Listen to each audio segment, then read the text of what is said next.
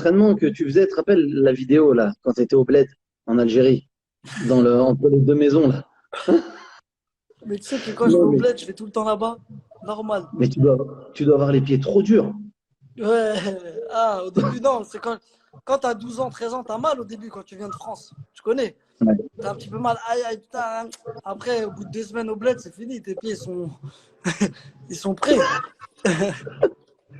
Et c'est des souvenirs beaucoup liés au foot, ce que tu as en Algérie quand tu y allais, quand tu allais avec le papa et tout en Algérie quand tu étais jeune en vacances. Ouais, grave. Moi, j'ai une famille qui joue beaucoup, beaucoup au foot. On joue tous au foot, en fait. Tu vois, Ouais. toute notre famille, c'est des amoureux du foot. En même temps, j'ai envie de te dire, 80% des Algériens, ils aiment trop, trop le foot. C'est un pays de football, hein. On n'est pas le Brésil, mais tu vois, on est plus petit que le Brésil, mais voilà, ils aiment le foot comme au Brésil.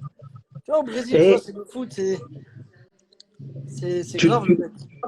tu les vois, toi, les drapeaux algériens dans tous les stades quand tu vas jouer? Tu les repères? Mais le pire, c'est quoi? C'est que c'est même pas moi qui les repère maintenant, c'est mes coéquipiers. Ils disent, ah là là, encore un drapeau d'Algérie. Mais ils sont partout, ceux-là. Des fois, Qui on est-ce a à qui te dit ça? l'échauffement, je sais pas, on a à l'échauffement, on est au Shakhtar Donetsk, tu vois, un drapeau de l'Algérie, normal. Et qui est-ce qui te chambre avec ça? C'est qui les joueurs qui te chambrent avec ça à Ah, tous City? les joueurs, les Sterling, les Walker, même Ben, tu vois. Ah, même pas ceux qui Bernardo, sont. ouais, ils sont Même pas, tous je en crois que train tu allais me dire de. Ben Ah, Mendy, encore un Laporte drapeau de et tout. l'Algérie. Ils sont partout, laisse tomber. Sterling, il rêve d'être algérien, je crois. Je l'ai vu sur des vidéos, sur tes stories et sur ton Instagram. Je crois qu'il rêve d'être algérien. Non, tu connais, il a appris quelques mots avec nous. C'est un bon, c'est un bon.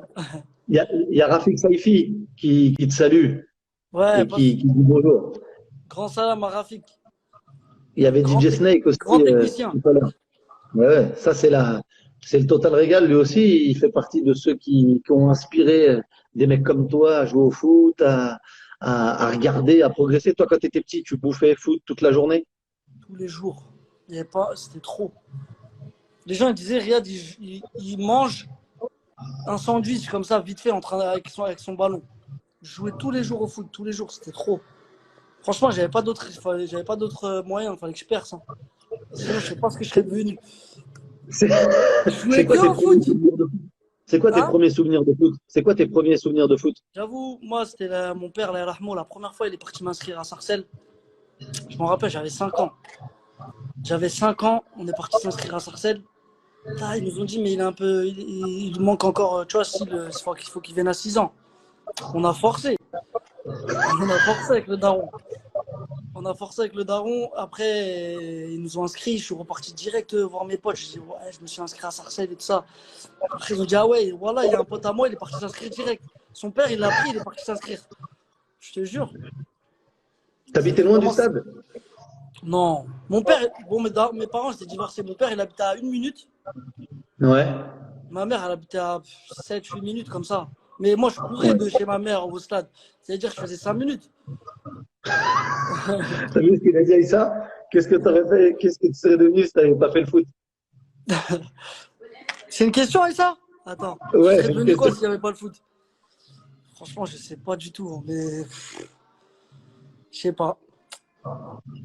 Mais bon, on saura jamais, hein. Ah ouais, on saura jamais. Et Alhamdoulilah. tant mieux, tant mieux, tant mieux pour tout le monde, je crois, hein.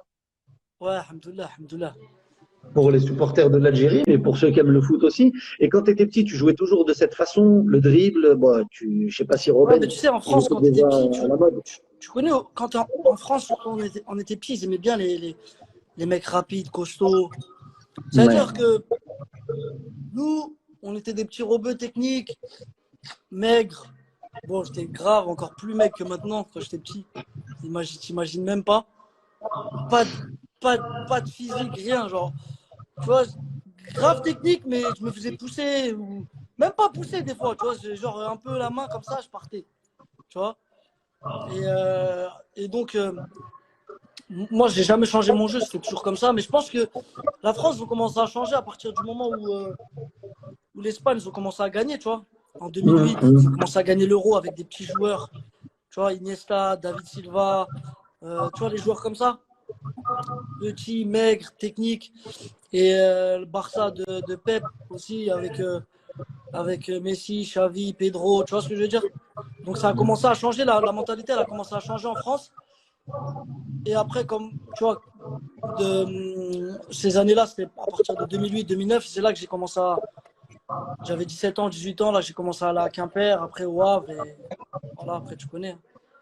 Ça t'a jamais découragé? Tu t'es jamais dit, oh là, j'y arriverai pas parce que physiquement c'est trop dur, et ils veulent que des costauds, ils veulent que des mecs puissants, ils veulent que des mecs qui vont aller dans l'impact et tout, parce que ça, je suis sûr que tu l'as entendu des milliers de fois. Non, j'avoue, c'est vrai, j'ai entendu des. Ça, comment dire, ça. Tu sais, des fois, comme je regarde les commentaires en même temps, j'oublie ce que je vais dire. Non, mais c'est sûr que, tu vois, quand t'es petit, tu te dis, ouais, mais après, tu as 13 ans, 14 ans. C'est vrai qu'à 13 ans, 14 ans, je jouais pas dans les équipes 1, tu vois. J'étais dans Hum. les équipes 2, des fois, voire 3 même, tu vois. Mais il y a un truc que j'avais, c'est que je jouais tous les jours au foot. Tous les jours. Il n'y a pas un jour où je jouais pas au foot et j'avais grave, grave, grave confiance en moi. Tu vois. Donc je savais que j'allais. Comment dire, j'allais à un moment donné, tu vois, il y a quelque chose qui allait se passer, tu vois.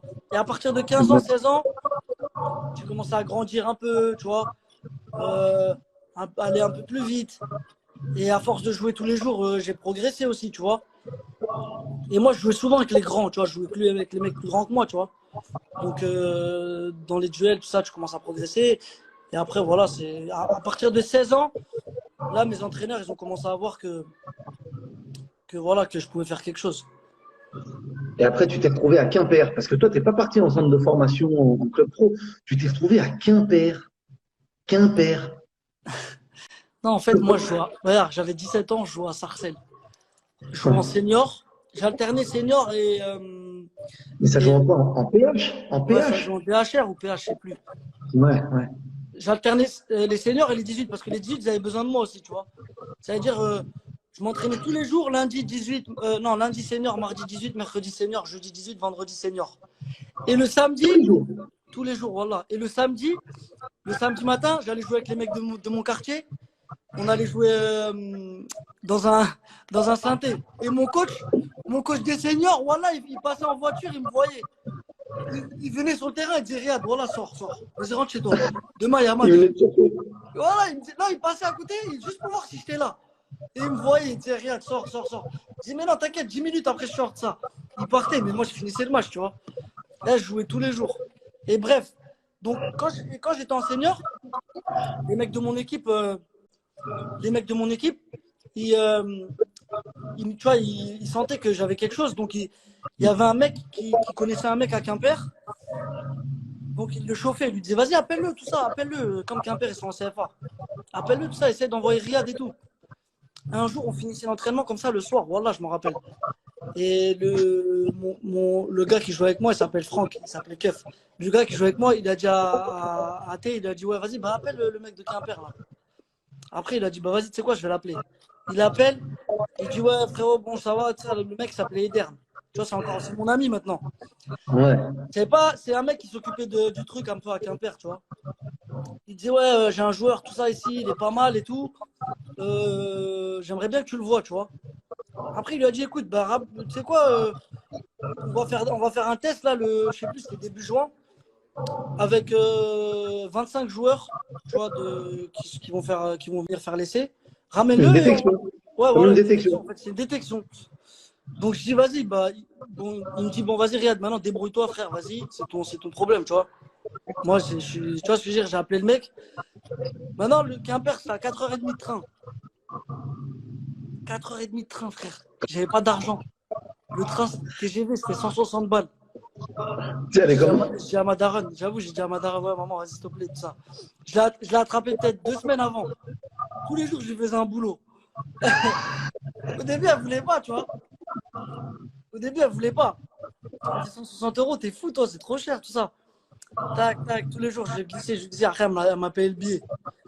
Après, je suis allé là-bas, j'avais même pas où dormir, je me rappelle, j'ai dormi chez un pote à moi que je connaissais de là-bas, il m'a dit, viens, tu dors chez moi si tu veux, demain, on fait l'essai, après, tu re-rentres.